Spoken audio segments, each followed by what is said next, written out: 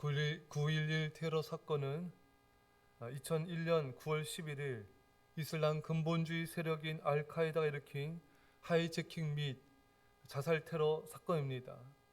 알카에다가 주도한 테러리스트들은 납치 항공기를 미국의 주요 건물에 충돌시키는 방식으로 테러를 일으켰습니다. 이 사건으로 인해 뉴욕 맨하탄의 세계무역센터와 워싱턴 DC 국방부 청사 건물인 펜타곤이 공격을 받았습니다.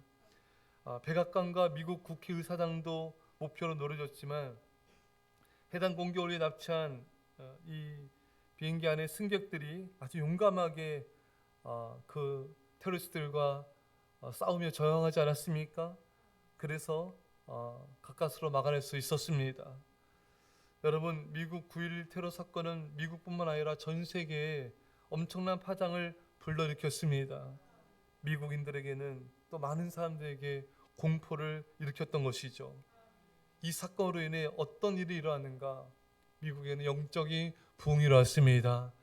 교회를 떠났던 사람들이 주님께로 돌아오게 되었습니다. 많은 사람들이 교회로 몰려오기 시작하였습니다.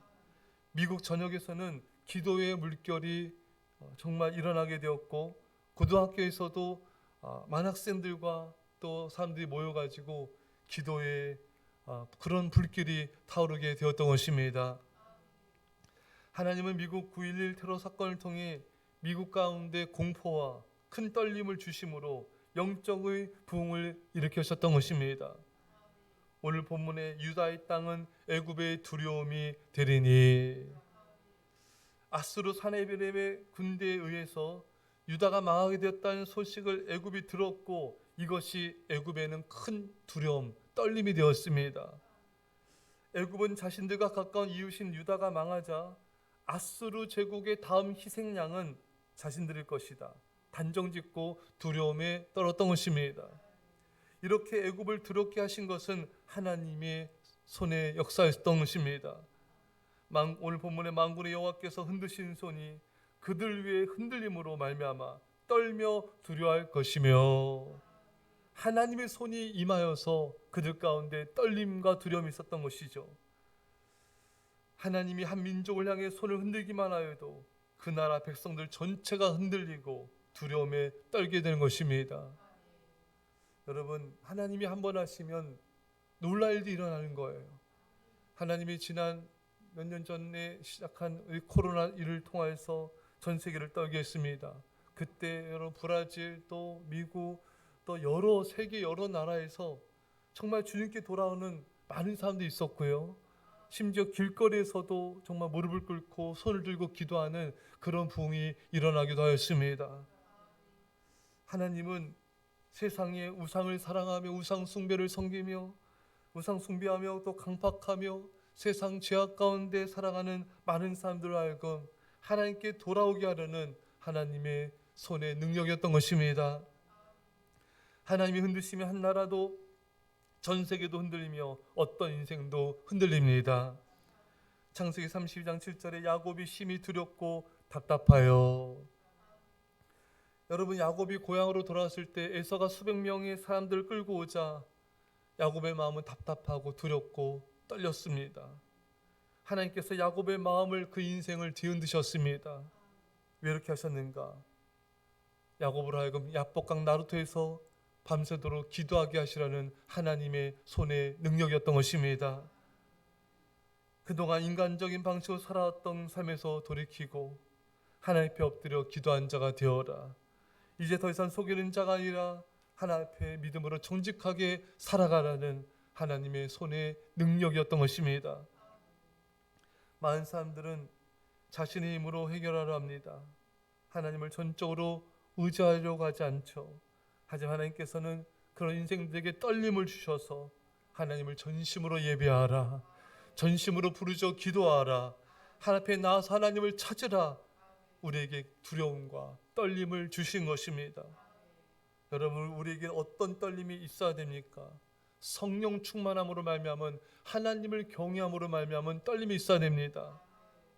그런데 많은 사람들이 어떻습니까? 사무엘상 4장 13절에 그의 마음이, 엘리 제사장입니다, 그의 마음이 하나님의 괴로 말미암아 떨릴지음이라. 엘리 제사장의 떨림은 하나님을 경외한 떨림이 아니었어요. 그저 인간적인 믿음 없는 떨림이었고 그냥 세상적인 두려움의 떨림이었던 것입니다. 여러분, 하나님은 우리가 하나님을 사랑함으로, 하나님을 경외함으로, 하나님을 존경함으로 떨기를 원하는 것입니다. 사랑하는 여러분, 하나님이 우리에게 당신의 손을 흔들기만 하여도 우리는 너무나 쉽게 우리 마음에는 떨림이 임하고 하나님 앞에 두려움으로 나가게 되는 것입니다.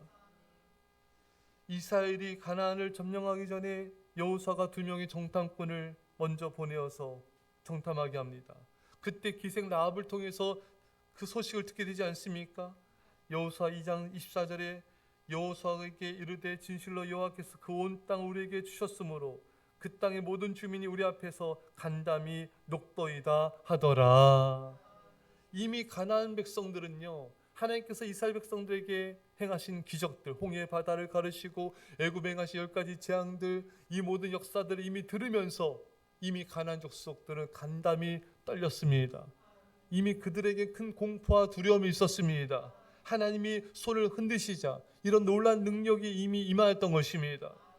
여러분, 우리가 하나님을 두려워하면요, 하나님은 세상을 두렵게 하십니다.